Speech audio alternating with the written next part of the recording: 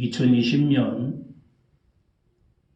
사순절 5번째 주일 예배를 드리겠습니다. 찬송가 9장 4절 인내송 부르시겠습니다.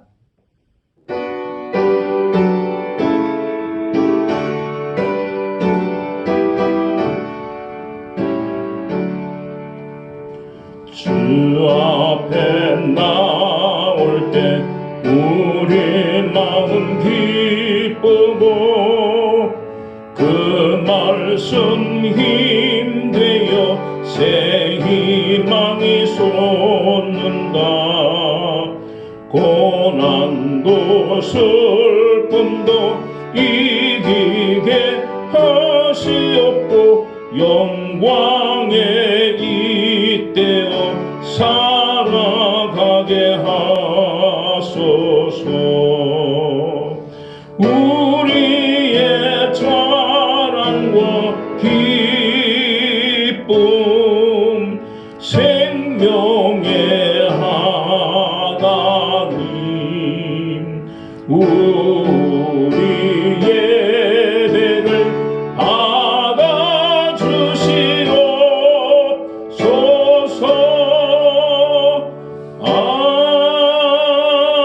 아멘.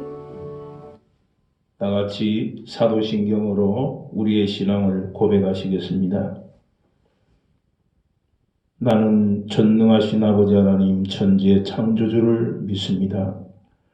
나는 그의 유일하신 아들 우리 주 예수 그리스도를 믿습니다. 그는 성령으로 잉태되어 동정녀 마리아에게서 나시고 본디오 빌라도에게 고난을 받아 십자가에 못 박혀 죽으시고 장사된 지 사흘 만에 죽은 자 가운데서 다시 살아나셨으며 하늘에 오르시어 전능하신 아버지 하나님 우편 앉아 계시다가 거기로부터 살아있는 자와 죽은 자를 심판하러 오십니다. 나는 성령을 믿으며 거룩한 공교회와 성도의 교제와 죄를 용서받는 것과 몸의 부활과 영생을 믿습니다. 아멘. 여러분 반갑습니다. 하나님은 여러분을 사랑하십니다. 늘 기억하시는 말씀이 되기를 바랍니다. 그리고 4월 5일 첫 주일부터 교회에서 낮 예배만 드리도록 하겠습니다. 오실 수 있는 분들은 마스크를 착용하시고 예배에 참석을 해 주시기를 바랍니다. 그리고 손 세정제는 교회에서 하나씩 드리려고 이미 준비를 해 두었습니다. 4월 둘째 주는 12일인데 부활절입니다. 부활절은 여러분들이 꼭 참석을 하셔서 예배를 드릴 수 있도록 해 주시면 고맙겠습니다. 그날도 늘 마스크를 착용하셔서 예배에 임하시면 되겠습니다. 그리고 각종 헌금은 영상 예배를 드리다 보니까 하지를 못했습니다. 교회 계좌를 이용해 주시면 고맙겠습니다. 교회 계좌는 여러분 기억하시기를 바랍니다. 건강한 모습으로 교회에서 만나 뵙기를 바랍니다. 감사합니다. 이제 찬송가 151장 찬송하시겠습니다.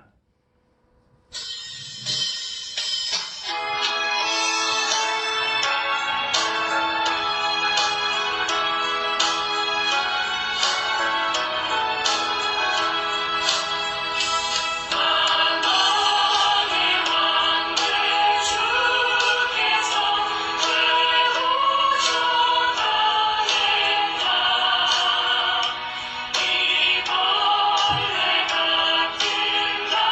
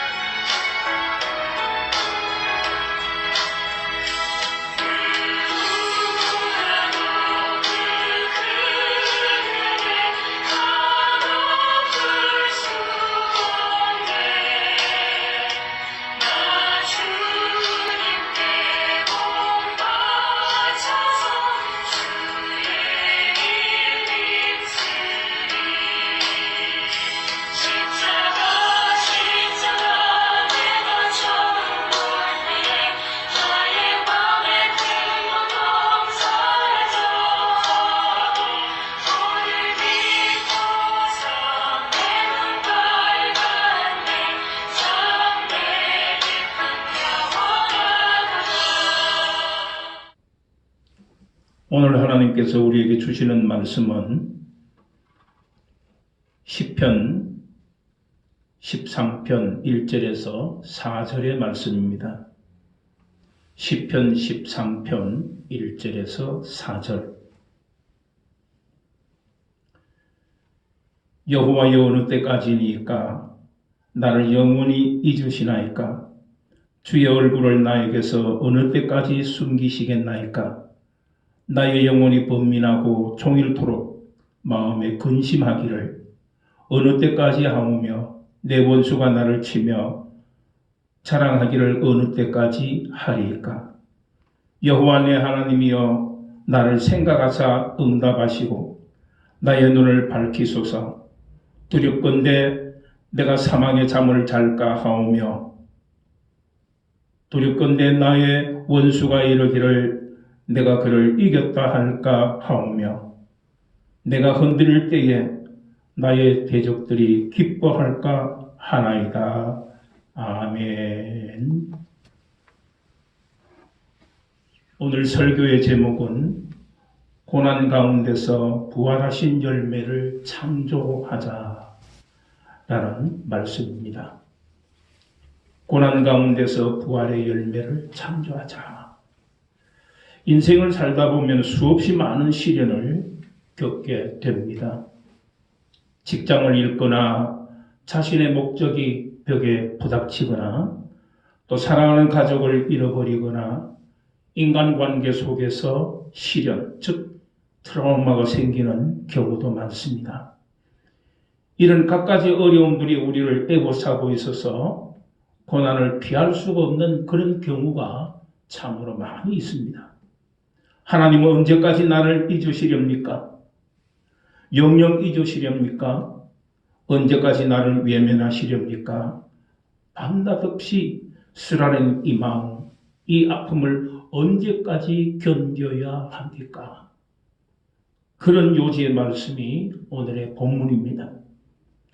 이와 같은 시편의 기도는 오늘을 살아가면서 고난을 겪는 사람이라면 누구나 할 수 있는 하나님에 대한 하소연이라고 할 수 있습니다.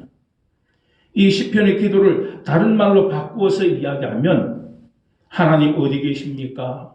어디 계십니까? 어디 계시기에 나를 이렇게 내버려 두십니까? 그렇게 말하는 겁니다.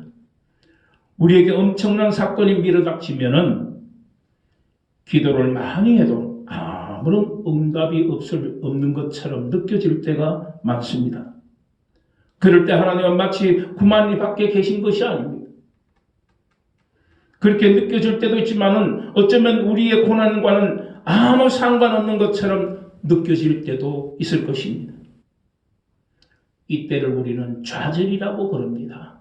좌절했다. 이런 절망적인 순간은 오늘 우리만 겪는 것이 아닙니다. 예수님이 십자가에 달려 돌아가실 때에도 마찬가지였을 겁니다. 예수님이 어처구니 없게 죽게 되자 그때까지 예수님을 따르던 많은 사람들 그리고 제자들까지도 어떻게 보면 좌절하게 되었던 것을 우리는 부인할 수가 없는 것입니다. 정말 우리는 이 순간 오늘 우리는 이 세상을 살면서 이런 절망적인 순간은 오늘 우리만 겪는 것이 아닙니다. 예수 그리스도의 십자가도 바로 시련이었고 고난이었습니다. 예수님을 따르던 수많은 사람들에게서 극한 좌절을 볼 수가 있는 말씀이 사복음서에 많이 기록이 되어 있습니다. 예수님을 3년이나 따라다니던 제자들까지도 예수님이 돌아가시자마자 디베라 바다로 도망가는 것을 생각하면은 그들에게도 마찬가지로 좌절이었고 시련이었고 그렇습니다. 오늘 우리와 똑같은 절망의 소리를 들을 수가 있습니다. 이 세상을 살아가는 우리에게도 그런 절망적인 시련이 있다는 겁니다.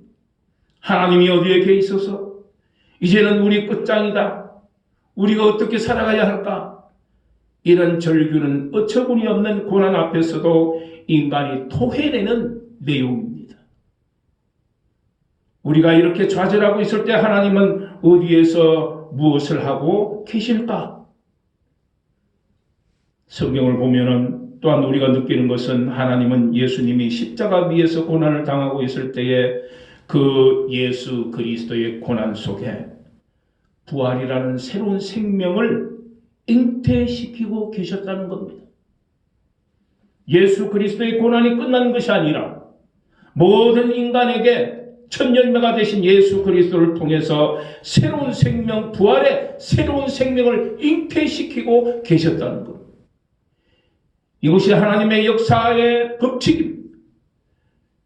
인간의 고난 가운데서 부활의 열매를 창조하시는 것이 인간을 키우는 하나님의 법칙이요 또한 하나님의 사랑입니다. 교회를 키우는 법칙이고 한민족의 역사를 성장시켜가는 하나님의 법칙이요 하나님의 사랑입니다. 한 젊은 피아니스트가 처음으로 대중 앞에서 연주를 하게 되었습니다. 잘 훈련된 그의 손가락을 통해서 아름다운 음악이 흘러나옵니다. 청중들은 완전히 그 소리에 매료되었습니다. 사람들은 잠시도 눈을 떼지 않고 이 젊은 대가를 지켜보면서 흘러가는 그 연주의 피아노 소리를 듣습니다. 그 연주가 끝나자마자 우레와 같은 박수 소리가 터뜨려졌습니다. 모든 사람이 다 일어섰습니다. 그리고 박수를 칩니다. 그러나 맨 앞줄에 앉은 노인 한 사람만이 예외로 그냥 앉아 있었습니다. 그 피아니스트는 고개를 떨어뜨린 채 무대에서 걸어 나갔습니다. 무대 감독은 그와 함께 내려오면서 그 연주를 칭찬했습니다. 보십시오. 많은 사람들이 저렇게 박수를 치니 오늘 연주는 성공입니다. 칭찬을 했습니다. 그 젊은이는 내려가면서 대답을 합니다. 아닙니다. 전 잘하지를 못했습니다. 실패한 것 같아요. 무대 감독이 다시 말합니다. 저 청중들을 보십시오. 한 늙은이를 제외하고는 모두가 일어나서 박수 소리를 들려드리고 있지 않습니까? 그 젊은이는 침통하게 대답을 합니다. 그렇습니다. 바로 저 노인이 나의 스승입니다. 이 피아니스트가 자기 스승의 칭찬을 갈망했던 것과 같이 우리는 하나님으로부터 인정받기를 열망해야 합니다. 정말 중요한 것은 우리 주님께서 우리를 인정하시는 미소입니다. 그래, 내가 잘했다. 네가 나를 위하여서 한 모든 것들이 참 잘했구나. 작은 일에 충성해주니 내가 너와 함께 하겠다고 하시는 주님의 그 미소, 하나님의 미소가 우리에게 필요한 겁니다. 우리를 또 예수님이 하신 것처럼 새로운 하루를 시작할 때에 하나님 아버지를 기쁘게 해드리는 그것이 바로 우리의 신앙의 목표로 삼아야 합니다.